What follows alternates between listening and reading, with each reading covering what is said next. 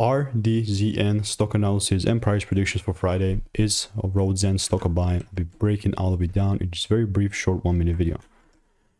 Ultimately, it's pumping, which I like. I hope I saw some like a little double break so I can take things further down.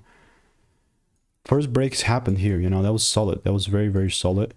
And then even second one came, which actually this all turns out to be a -1R, like a decent -1R, which is a L.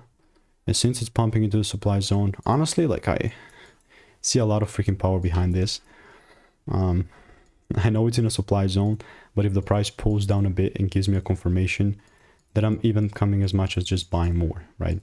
So that's how RDZN is looking like. All I'm looking in the meantime is just waiting for the price to give me the rules. And that's how it's going to look like for me. RDZN, let's pop up here. One result, yeah. Other than that, I'll continue to keep you updated. And if you want to get my money making emails and insights, click the first link in the description. See you in the next one. Goodbye.